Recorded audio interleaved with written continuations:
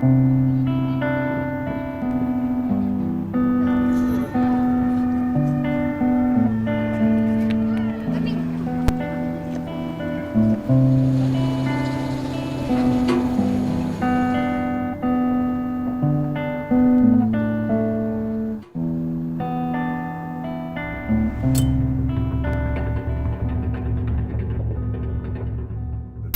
we've got to have the strongest military in the world, and we occasionally have to twist the arms of countries that wouldn't do what we need them to do.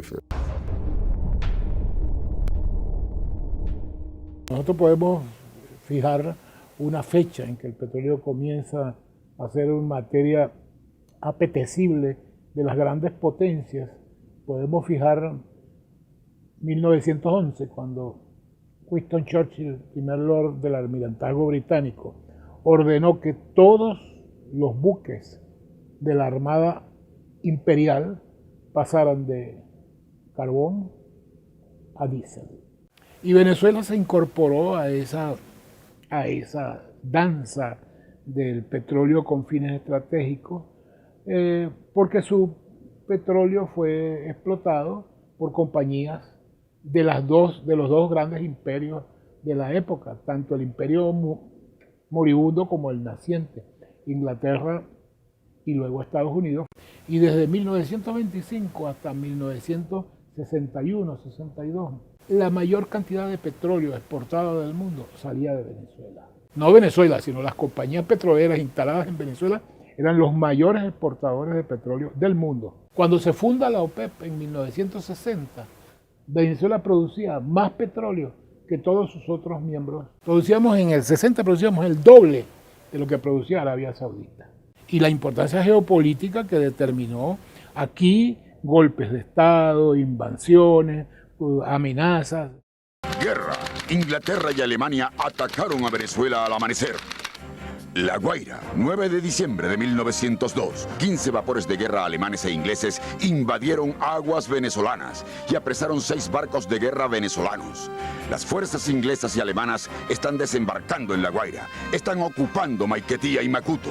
El presidente Cipriano Castro llama a las armas. La planta insolente del extranjero ha profanado el sagrado suelo de la patria. Denuncia la proclama del presidente de la República, Cipriano Castro. Amanecer del 9 de diciembre de 1902, La Guaira. El motivo supuesto de esta agresión fue que Venezuela no había podido pagar la deuda externa, una deuda externa que venía pues desde cuando éramos colonia de España. Cuando Castro llega al poder viene con un proyecto de país que no existía, que no existió en todos los gobiernos, en todos los presidentes del siglo XIX venezolano. Él llega con una firme decisión de centralizar el poder mediante la administración, mediante un ejército fuerte que solo siga los intereses del Estado. Te llegaba información de que nos querían bloquear, de que era bueno para salir de un gobierno despótico, tirano, que era como lo hacían ver a Castro en el extranjero. Te lo hacían ver como un analfabeta, también por su estatura, por su color de piel. Vemos en periódicos, en revistas francesas, cómo a través de la caricatura mundial se comenzó a ridicularizar a nuestro presidente. Las transnacionales comienzan a inyectar dinero para sacar a Castro del poder. ¿Qué pasa? Una vez que no pueden por esta vía, mediante levantamientos en el territorio nacional, vienen con una segunda fase que fue el bloqueo de las costas venezolanas. Estados Unidos habla con Alemania e Inglaterra y le dice que ellos van a permitir el bloqueo, un bloqueo pacífico, pero que no debe haber agresión y menos que ellos quieran apoderarse de territorio venezolano. A partir del 13 de diciembre, Alemania comienza a bombardear Puerto Cabello, después bombardea Maracaibo, y al momento de estos bombardeos, Estados Unidos interviene y obliga a Alemania a que se siente con él. Todo eso hizo que el gobierno fuera perdiendo credibilidad, hasta que, fíjense, en 1905, Castro toma poder de la comunicación en Venezuela, no le renueva la concesión al cable francés. Eso hace pues que Francia esté más molesta y rompa relaciones con Venezuela. 1904. El presidente Cipriano Castro decreta la expropiación de la transnacional New York and Bermúdez Company, que desde 1885 exportaba asfalto prácticamente sin pagar impuestos. A Cipriano Castro lo derrocaron los gringos, lo derrocó el petróleo. Estados Unidos en este contexto muestra que a partir de este conflicto ellos son los que van a tener el control en este territorio de que Venezuela fuera el patio trasero de Estados Unidos.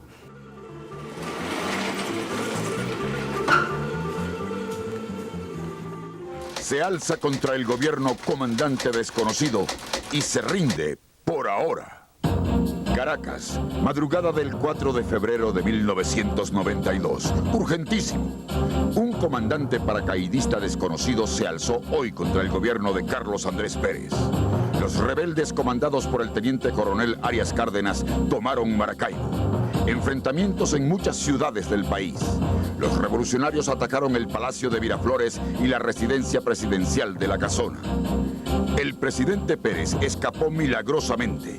El gobierno anuncia que dominó la situación. Un comandante paracaidista llamado Hugo Chávez asumió la responsabilidad del movimiento y se rindió por ahora porque los objetivos no fueron logrados, afirmó el rebelde.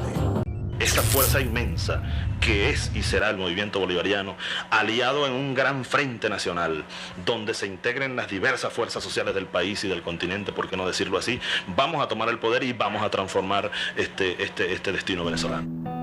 Ese odio de cierta prensa venezolana no comenzó ni siquiera desde la asunción del poder del presidente Chávez, sino incluso desde su aparición el 4 de febrero de 1992.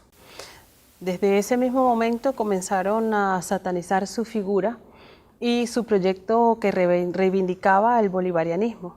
Bueno, en principio a utilizar la figura del militar latinoamericano, el milico, la bota militar, y trataron de construir una imagen que afortunadamente el pueblo venezolano no se creyó.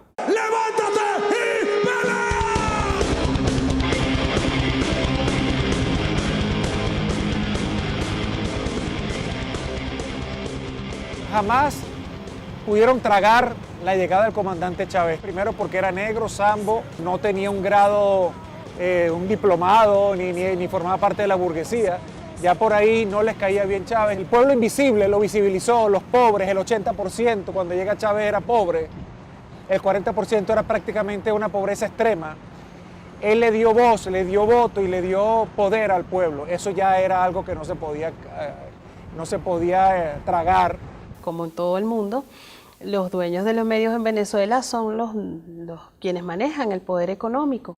Poder que ha perdido privilegios porque eran ellos quienes decidían, por ejemplo, quién era el presidente de PDVSA.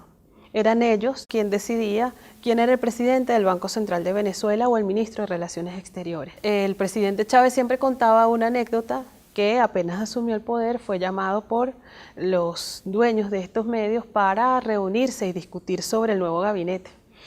Y bueno, Chávez dijo que no, que les había dado un parado y ahí comenzó la guerra mediática, digamos, con más fuerza. Aquí pensaban seguir. Esa burguesía parásita se apropió durante 100 años de la mayor parte del ingreso petrolero nacional. Parásita. Era un saqueo al país. Llegó la revolución y mandó a parar. Como tripulante de cabina queremos dar la actualidad que a bordo de este medio exterior centro colectivo. Para el aeropuerto internacional de Maracaibo. Pura lista para el despegue.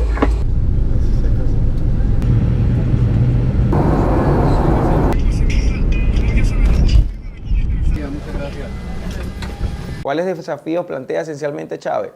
Primero, el rescate de la idea de soberanía, es decir, la decisión del Estado y quien dirige la política exterior del Estado, que es el presidente Chávez, por rango constitucional, definir una política que corresponde a los intereses de la nación. Segundo, y que no menos importante porque la coloca en segundo lugar, esa política de soberanía está construida sobre otro concepto muy importante, independencia. Y tercero, y no por eso tampoco menos importante, es que esa política de soberanía e independencia tiene un correlato específico, manejo y administración de recursos naturales. Ante el choque de esa doctrina con los intereses estratégicos de Estados Unidos, por supuesto, en términos del control de los recursos naturales, en términos de dependencia, se produce una escalada de acciones de los Estados Unidos destinado a desestabilizar a Chávez. Por eso que es interesante a veces en estas discusiones, cuando dicen, bueno, es que los Estados Unidos en los últimos años es que ha tenido una política agresiva hacia Venezuela. No, desde 1999-2000 es una política consecuente, que tiene que ver con una actitud muy grosera, muy prepotente, y bastante paranoica incluso por parte de los Estados Unidos hacia Venezuela. Obviously, Venezuela is important because they're the third largest supplier of petroleum. I would say that Mr. Chavez, and the State Department may say this, probably doesn't have the interest of the United States. Todos fueron derrocados. Cipriano Castro, después Isaías Medina, después Carlos Delgado, antes de él Rómulo Gallego, un gran escritor, y yo. Derrocado. Y la causa fundamental, el petróleo.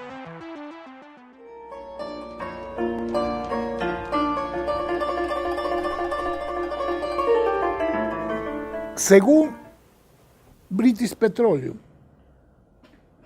el BP Statistical Review, el mundo hay 1.700.000.000.000 de barriles. En la OPEP está 1.216.000.000, el 71%. Y en Venezuela, con la certificación Ryder Scott PDVSA, estos 298.000 que te decía, equivalen al 17,55% de todas las reservas probadas del mundo.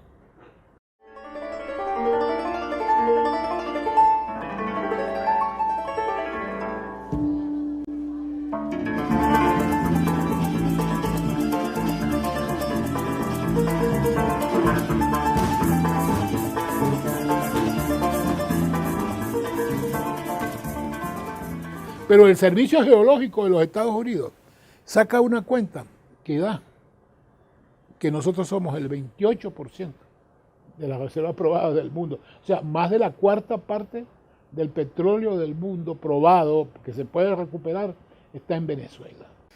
De eso, solo tenemos desarrollado un 4%. Aquí hay yacimientos muy, muy viejos que todavía producen 500.000 de barriles diarios. Yacimientos descubiertos en 1925, en el 56, en el 30, en el 13, en el 55, en el 57. Nosotros tenemos petróleo suficiente para producir en esos campos, sin contar la faja, unos 80 años produciendo 3 millones de barriles diarios. Nosotros tenemos yacimientos que están produciendo. Suata principal produce una cantidad gigantesca.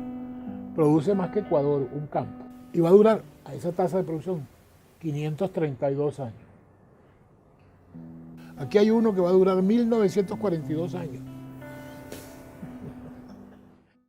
Salud amigos, tripulantes de nuestra querida, contaminada y única nave espacial. La misma que, desde la última vez que nos vimos por estos medios, ha dado otra vuelta sobre su eje imaginario y, por supuesto, sigue generando acontecimientos en pleno desarrollo. Los acontecimientos hoy están aquí en casa, la escenografía que he diseñado de que se ha vuelto clásica, porque me toca un rol muy poco frecuente, el de ser entrevistado. La mayor riqueza petrolera del planeta no está en Arabia Saudita, ni en todos esos pequeños reinos de testas coronadas que tienen que pagarle protección a Estados Unidos para mantener la cabeza sobre los hombros y sobre los hombros la corona, ¿no? La verdadera riqueza petrolera, entre otras, está aquí en la República, hoy República Bolivariana de Venezuela. Este estrecho de Hormuz de 10-12 millas de ancho. Si uno hunde ahí un gran petrolero, se va al diablo el transporte de 42-45% del petróleo mundial. La ruta larga hacia el gran consumidor, Estados Unidos, es, como estamos viendo, por el mar de Arabia, bajar al sur de África, cruzar el legendario Cabo, subir por el Atlántico, seguir hacia el Caribe por este, y luego de 40-45 días entrarle a Texas. Pero en una situación crítica de riesgo estratégico. La mayor riqueza petrolera del planeta está aquí, pero no está a 45 días, está de 4 a 5 días. 10-1 es la proporción. Por lo tanto, que nosotros hayamos nacionalizado soberanamente nuestras riquezas petroleras ha generado una enorme reverberancia en el sismógrafo de Washington y del Pentágono. Además, los gringos pidieron, los yanquis, ¿no? Pidieron que aceptáramos bases de ellos en el territorio nacional. Hubiera ocurrido en la Cuarta República, pero con el comandante eterno Hugo Chávez Frías se les dijo no, absolutamente no. Y entonces los hermanos, entre comillas, de la patria grande colombianos, se bajaron los pantalones 7 veces al mejor estilo del traidor Santander, con 7 bases gringas. Ahora, ¿qué pasa? Aclaremos que Venezuela no solo tiene petróleo, ¿no? Tiene minerales raros, de los que no se habla, tiene biodiversidad, que es el presente futuro, y tiene algo que probablemente justifique las guerras del futuro: agua, enorme cantidad de agua. Y desde el día que Maduro toma la presidencia, esto no ha parado, esto ha sido un golpe continuado. De hecho, cuando él gana las elecciones, no las reconoce la oposición. A esta oposición totalmente apátrida, que funciona como un ejército de ocupación, comprando conciencias con dólares financiados por los Estados Unidos, ya sin careta, ya de frente, ya el apoyo de norteamericanos es frontal. Y bueno, todo esto nos ha embullido en esta locura que tenemos ahora en Venezuela, nunca antes vista. Esto ha sido inyectado, esto ha sido creado por estas mentes sucias, porque ustedes, por favor, vean la diferencia. Ustedes ven la marcha chavista, las marchas rojas, son tambores, alegría, cantos, esperanza, patria, y ven las marchas de oposición, odios, gritos, insultos, destrucción, quema. Aquí han quemado clínicas materno-infantiles, aquí han asesinado personas, jóvenes, entre ellos mismos, con armas de fabricación casera. Aquí han quemado, nada más en la noche de ayer, por ejemplo, para decirles algo, quemaron 51 autobuses de primera que son para el pueblo, y se suma, ya pasan los 200 autobuses quemados. Han arremetido contra el metro, han arremetido contra liceos, escuelas, han destruido universidades, han llamado directamente a la violencia, han llamado al golpe de Estado, inclusive con mensajes directos a las Fuerzas Armadas, y han comprado jóvenes, haciéndoles creer, les han lavado el cerebro, haciéndoles creer que están en una labor patriótica, y a otros les están pagando, inclusive están pagando a bandas armadas de delincuentes para que creen el caos y actúen, como les dije antes, como un ejército de ocupación.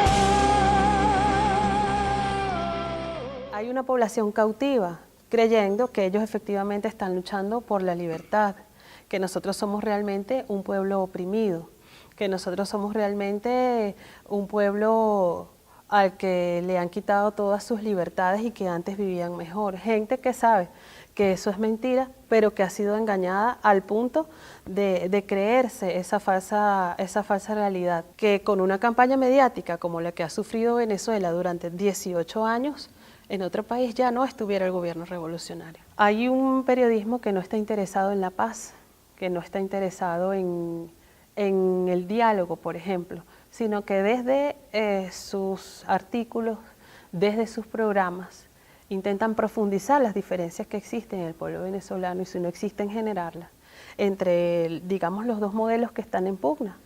El chavismo, que ha presentado un proyecto, un modelo claro, y la oposición, cuyo proyecto es salir del gobierno revolucionario.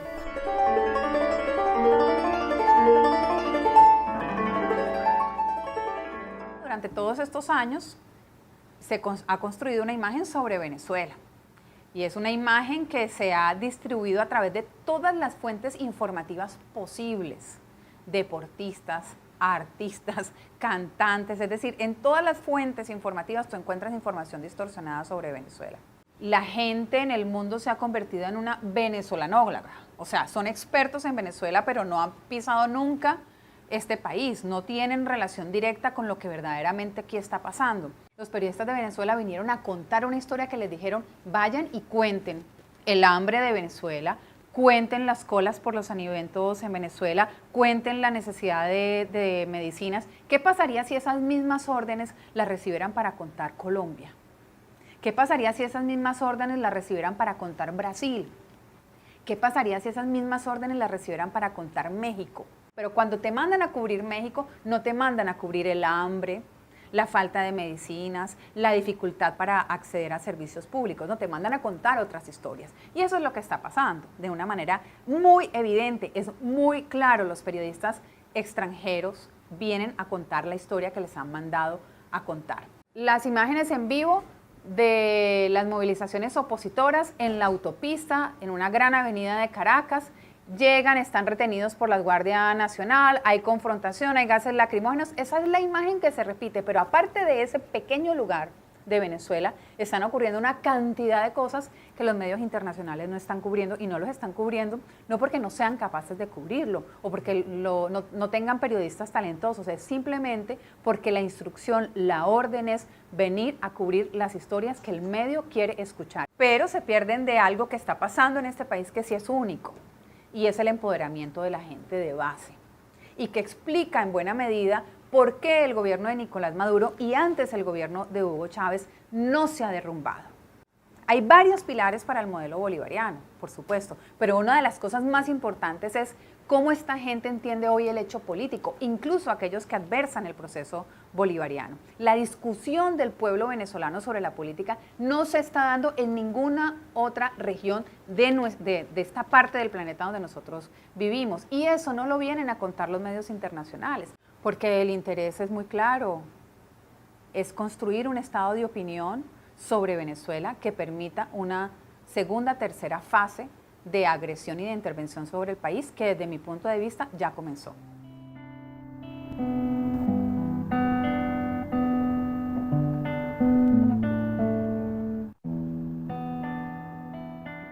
¿Por qué la oposición insiste tanto en el tema de la crisis humanitaria?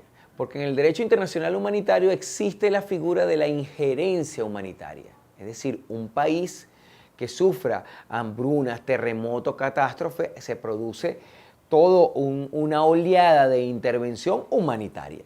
En Venezuela no hay que hacer colas, ni están escaseando las frutas, ni las verduras, ni las hortalizas. Pero sí aquellos productos y además son de alto consumo, pero sí aquellos productos que, siendo de alto consumo, la producción está concentrada en un 80% en no más de 2 o 3 empresas, ¿no? Y además productos emblemáticos para la mesa del venezolano, la harina de maíz precocida, el arroz, el café, el azúcar. Nosotros estamos en unos niveles de producción relativamente altos si lo comparamos con la década de los 80, de los 90, incluso en términos per cápita.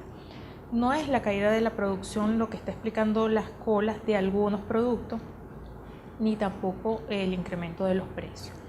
Si de verdad fuese un problema de producción, porque el producto sí se consigue en los mercados ilegales, porque los productos están en los mercados ilegales. Entonces alguien los produjo, alguien los importó, en el caso de que fuesen importados. El Estado capta las divisas por exportación de petróleo, en un 95%. Claro, el Estado le entrega a tasa preferencial las divisas al sector privado para que importe a tasa preferencial, pero cuando hacen la conversión no utilizan la tasa preferencial, utilizan la más alta que ven en el mercado. Y la más alta que ven en el mercado es la de ese mercado ilegal, desproporcionada, totalmente manipulada, que tiene un comportamiento, el patrón está asociado a los momentos electorales o de alta conflictividad política. El año 2014 se entregaron el Estado le entregó a la industria farmacéutica alrededor de 2.500 millones de dólares anuales para importar medicamentos. Ya desde el 2013 se estaba comenzando a observar la escasez de medicamentos. Ahora, el año 2004 se entregaron alrededor de 900 millones de dólares. La diferencia es grande, ¿no? De 900 a 1.400. Los venezolanos no nos hemos enfermado tanto en 10 años para justificar ese incremento. Entonces ahí es donde decimos, no es un problema de la asignación de divisas, no es un problema de la falta de recursos. Si bien los recursos del 2012 para acá han disminuido por la caída del precio del petróleo, la asignación de alguna forma se ha mantenido en términos relativamente superiores a los históricos. Es decir, no se justifica la escasez por esa vía. Todas estas agresiones económicas, que además son contra el pueblo, no son contra la economía, son contra un pueblo, tienen una intencionalidad política y generar una desestabilización social, mucho malestar, porque hay que ver lo que angustia, ¿verdad? Buscar un medicamento y no conseguirlo, que también, bueno, lo hemos venido diciendo, la guerra económica no está sola, está acompañada de una guerra psicológica y de una guerra comunicacional que la potencian. O sea, se crean los hechos, pero luego se desvía la responsabilidad de los hechos en una campaña comunicacional y psicológica, donde se muestra que la culpa es de un modelo socialista fracasado, cuando más bien son prácticas que han manipulado estos mercados. Algo similar ocurrió en Chile, en la época de Salvador Allende, entre el año 70 y 73, largas colas para conseguir bienes esenciales, pero los niveles de producción nunca cayeron, los niveles de importación tampoco. Luego que cae Allende, empiezan a aparecer los productos, pero que dicho por el propio Nixon y digamos las instrucciones que daba era hacer chillar la economía, porque lo que no quería era que se consolidara un gobierno distinto, un sistema distinto al capitalista, y que lograra mostrar y que pudiese mostrar sus logros. Bueno, yo lo que creo es que se ha intentado vender que es un Estado fallido, y no solo se ha intentado vender, sino propiciar, es decir, con esa oposición violenta, también con una guerra económica, es decir, que no es fruto de la conspiranoica, ¿no? Que es exactamente igual que se hizo contra el gobierno de Salvador Allende, ¿no? Se está viendo, por ejemplo, las farmacéuticas o las grandes industrias, a pesar de que Venezuela ha pagado sistemáticamente toda la deuda, no está en default, no se le está suministrando pues, los elementos para trasladar a su población, por ejemplo, medicinas, algo tan importante, ¿no? Sobre todo en tema de hipertensión, son medicinas además que afectan mucho a la población. Yo creo que ha habido un esquema de declararlo Estado fallido a la manera de las intervenciones, pero lo que está detrás es el control de un proyecto político que lidera Venezuela, de integración regional. Relación con las acciones del gobierno venezolano, que viola los derechos humanos en términos de aspectos fundamentales vinculados a las libertades. Continuamos en trabajo cercano con el Congreso, así como con otros actores de la región. El presidente Obama sí va a firmar las sanciones y coordinar su implementación. Estas sanciones representan el compromiso del Departamento de Estado y el gobierno de los Estados Unidos en apoyar al pueblo venezolano a proteger su democracia. Hay una que puede ser incluso más rápido. 2 portaaviones en el Golfo de Maracaibo. Esos tipos que vociferan como Maduro y Diosdado son una bola de cobardes porque atacan mujeres y niños. Exacto. Hay que plantarles enfrente 2 portaaviones y vamos a ver si son tan guapos como dicen con el ejército americano. Dios te bendiga, Belardo. No, por favor. No, porque es que cuando uno dice, pero que se metan los gringos... No, pero por favor. Que usen la fuerza en nombre de la libertad, te dicen, oh, no. Y le preguntan, ¿se justifica moralmente asesinar al tirano? Claro, porque es que un pueblo que asesina o quien asesina a un tirano no es un asesino. Exacto. Es un patriota. Exacto. Y entonces hay que pasar a la acción. Y hay que tomar las armas de ser necesario. El hecho de que nosotros pasamos de ser un desafío en el diseño de la política exterior norteamericana a ser una amenaza. La diferencia conceptual en la formulación norteamericana entre un país desafío y un país amenaza es que un país amenaza puede incluir hasta última instancia una intervención militar. Un desafío no, implica presiones. Uno es un documento de julio del año 2015, ese mismo año, de un especialista norteamericano que se llama Robert Ellis, un asesor de inteligencia del Departamento de Guerra del Ejército norteamericano, que publica un trabajo que se denomina La inminente implosión en Venezuela y sus implicaciones para los Estados Unidos. ¿Y qué dice en ese documento Robert Ellis?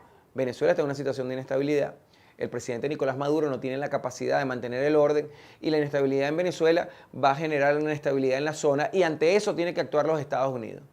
¿Qué dice Robert Eli? Bueno, los Estados Unidos a lo mejor no tenga que intervenir directamente, pero debería de intervenir a través de sus socios, Colombia y Guyana.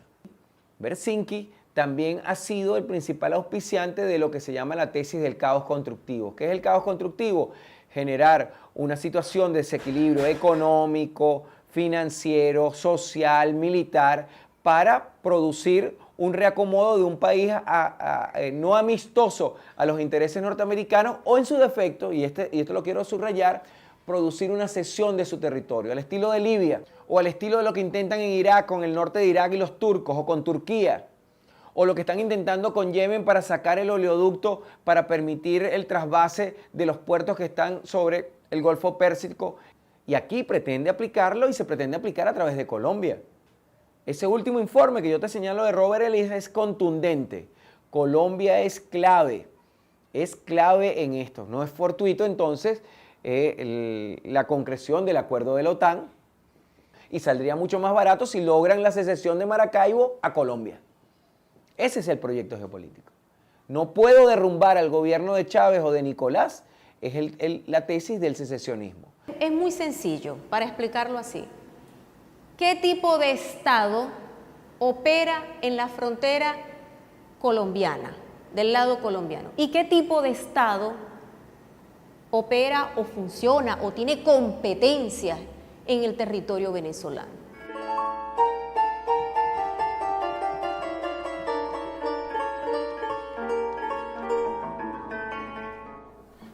Venezuela históricamente ha pagado, ha cubierto una deuda social de los gobiernos colombianos con la población. En estas últimas 2 décadas, el crecimiento nos ha llevado a considerar una población de cerca de 6 millones de colombianos. ¿Por qué se vienen los colombianos a Venezuela? En estas últimas 2 décadas, fundamentalmente, porque los procesos de orden social que desarrolla el gobierno venezolano tienen que ver con la atención al ciudadano, indistinto de su condición, de dónde haber nacido, y los colombianos se sienten mucho más atraídos y beneficiados. Uno, porque hay un escenario geográfico donde pueden llegar y van a tener la cobertura de orden social, cultural, económico, incluso político. El gobierno colombiano no ha logrado entender la dimensión o no quiere entender la dimensión de lo que significa sostener una franja de colombianos tan importante. Y el gobierno colombiano, que ha asumido el paramilitarismo como una política de Estado, ha sido coautor del proceso de desestabilización que se genera en Venezuela. Los paramilitares que vinieron aquí con objetivo de asesinar al presidente Hugo Chávez fueron paramilitares concebidos desde la expresión política organizada colombiana. No en vano, cerca de 300 parapolíticos, es decir, concejales, alcaldes, gobernadores, representantes y senadores, algunos ya condenados por la pala política en Colombia, con una relación estrecha en Venezuela. Hay paramilitares de origen colombiano en Venezuela, pero también ya hay una fase superior del paramilitarismo inducido desde Colombia con nativos venezolanos. Se asume entonces en la necesidad de ofender, de golpear, de servir de facilitador. ¿Para quiénes? Para que el gobierno estadounidense, el Pentágono, penetre Venezuela y las riquezas que son de este pueblo hermano venezolano las puedan compartir con las transnacionales. Es Colombia la punta de lanza para la penetración hacia el territorio venezolano.